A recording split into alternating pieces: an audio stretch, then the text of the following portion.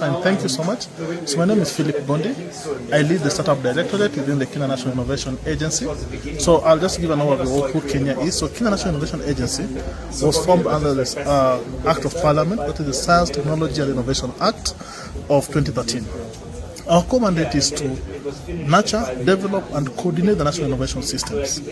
So that's really what brings us here, because this convention looks into how do we nurture the innovation system, and we're having investors here who will really put that particular money within that particular ecosystem to help it grow and helping the startups, which even as an agency, as a government agency, we do give the risking funds for the same startups.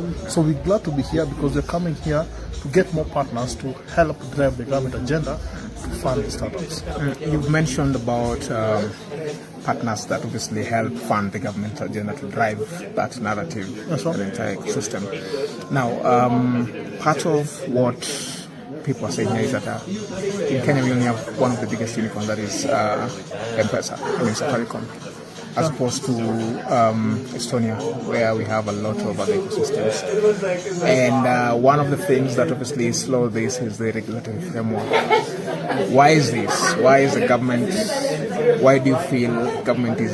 I mean, we don't have enough investors to come and invest in our local startups here. Okay, yeah, sure. You're right, but perhaps I'll give a bit of context. Is Kenya today, we are the highest destination of funding money in Africa.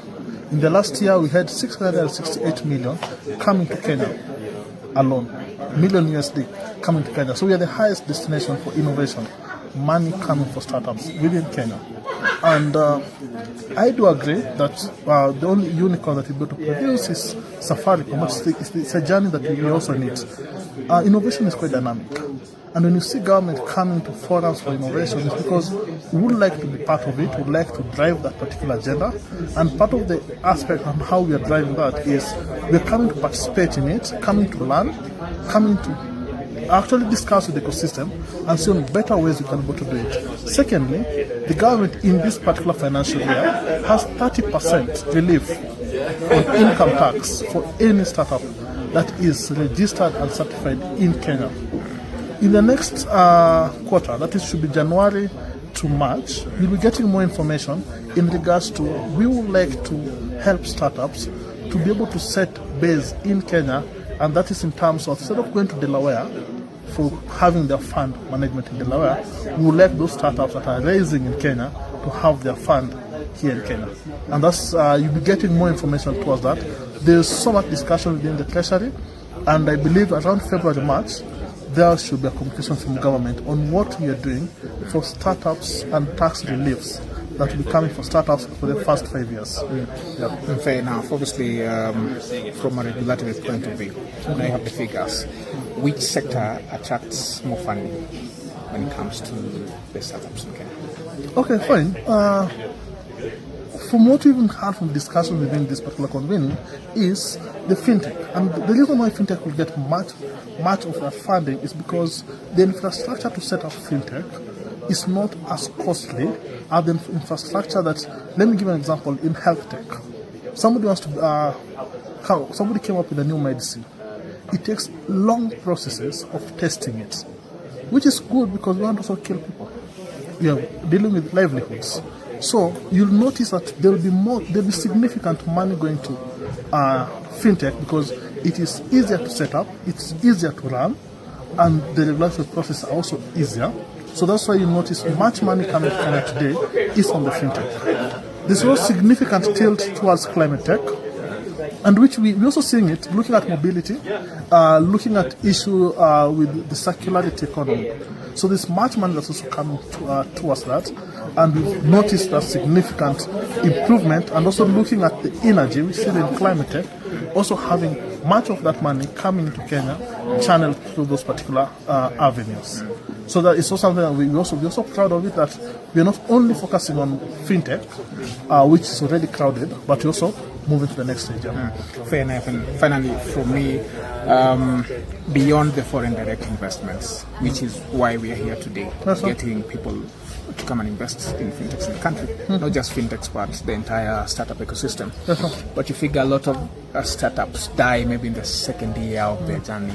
Part of this reason is because of the finance. Is there something that government is doing specifically to ensure that we nurture these startups to their maturity?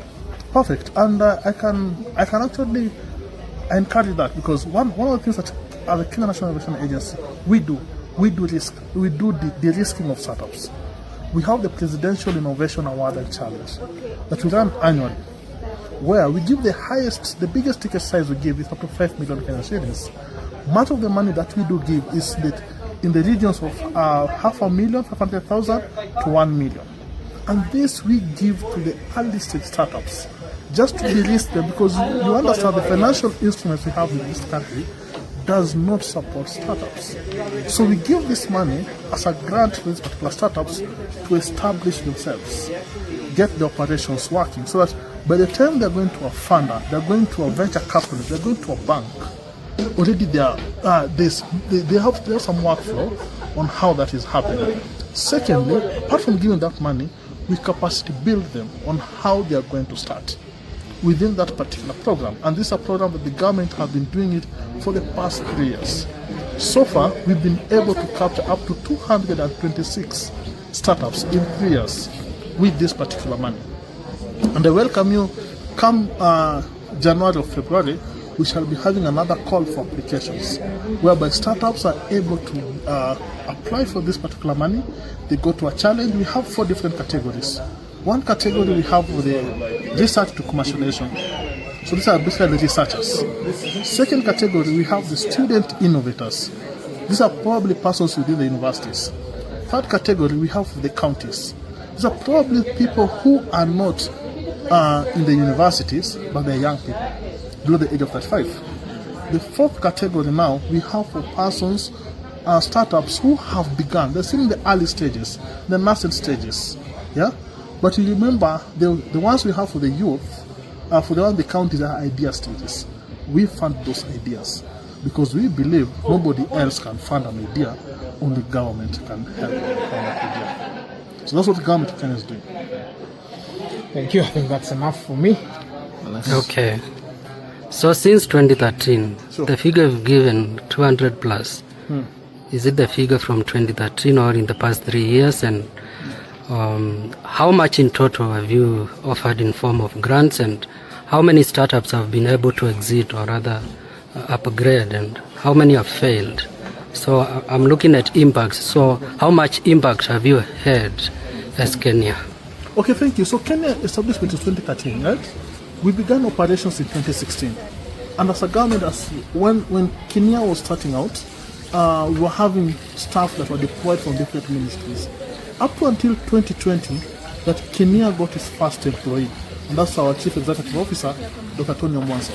So from that particular point, is when we began setting up the systems within the Kenya National Innovation Agency.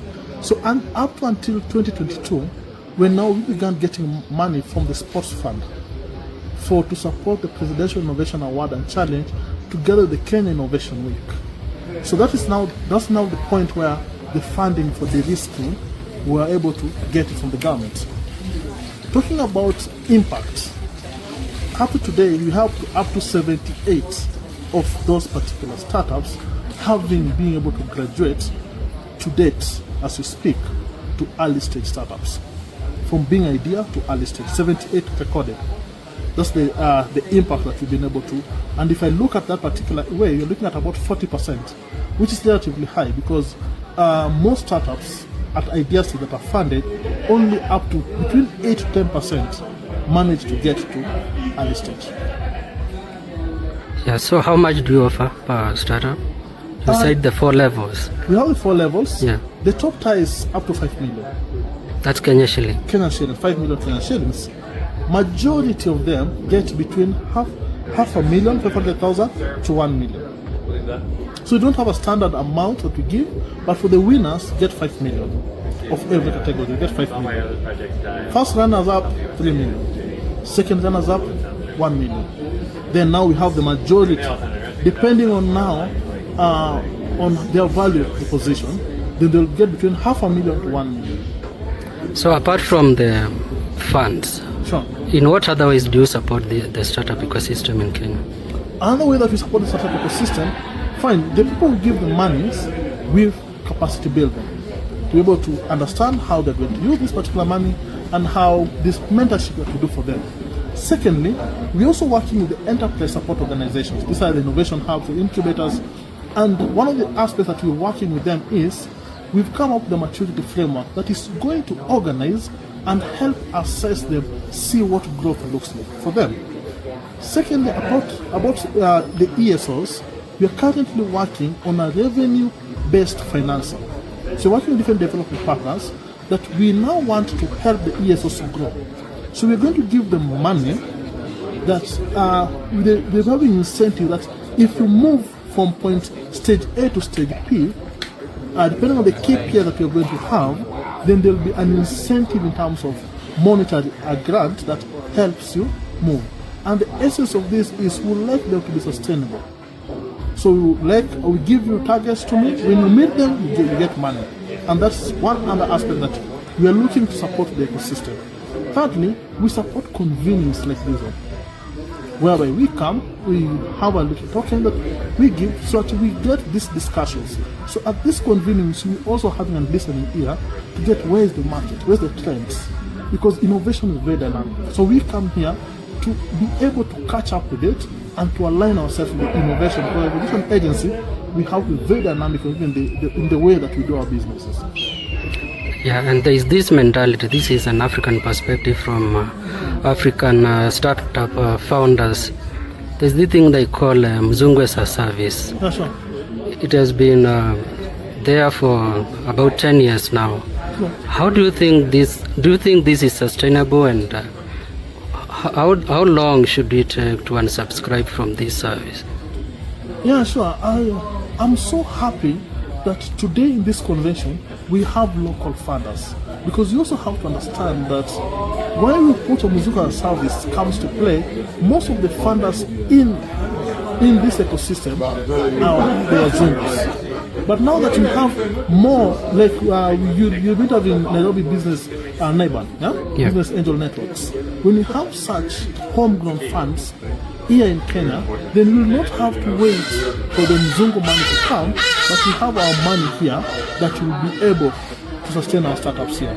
So as that grows, because we also have to accept that our ecosystem is we are still nurturing it, but we are at a good position. The trajectory is so right, and we are good at this particular level. So I'm just looking at it, in the next 3 to 5 years, we'll be having more funds set up in Kenya, and we'll be having more of our startups getting money directly from Kenya as opposed to waiting for money from the West. Now, as an ecosystem builder, what do you think should be done better in terms of regulation and policy for the startup ecosystem in Kenya? Okay, sure. As a government, we work on what's on the problem. So I can't really say the government will say there is a problem, but what we are working on currently is the taxation, whereby most startups, you see, because innovation is a very risky venture, and if we look at a startup like an SME, we miss it. The dynamics of a startup is a high-risk venture. There's somebody just trying out an idea that has not been done before, or they do not have where to benchmark it with. So what we are looking at within the government is tax reliefs for these particular startups in the first 3 to 5 years of their establishment. This will help them put up that money now to, if it is growth, product development, or their own operations. So that is what we are looking at. That's why we've seen the greatest gap at that bit of taxation. So we want to lighten that particular load for those particular startups. For those ones that are still have at idea stages, we de-risk. Last question. Yeah. To what extent are you optimistic about this ecosystem? I'm very much optimistic. I'll take you back. Looking from 2021, 2025, if you see the trajectory of how Kenya have been being able to attract foreign aid investment for startups, the graph has been rising. From 2023, I can tell you we had a limp of more than 50%. And now we are at a level that the projections for 2025 will be able to raise up to 780 million. If the flow goes as it goes, by the end of the year we shall have raised up to 780 million money, which will have been brought in Kenya. Secondly, when you see the government wants to help startup to have their funds based in Kenya, it's because the government have also seen it that there's a huge amount of money that goes to areas like Delaware, where the startups feel safe to have their fund management at that particular area. And now we want that fund to be coming to Kenya, and it's going to help us with foreign exchange, going to help us in wealth creation, going to help us in job creation. And that's what, as a government, we are working towards, and we are so passionate about really growing this particular ecosystem. And I'll welcome even on Friday, we have another session at the SK Dome, where we'll be having even discussion with the young innovators from the universities, just teaching about intellectual property, patenting, copywriting. Because as a startup, you need to understand your art, you need not to let go your IP. And we are linking them with the KIPI to help them in that. We'll also be having trainings from WIPO to teach them intellectual property. So we really invested fully to support the startup ecosystem. Thank you so much. Thank you.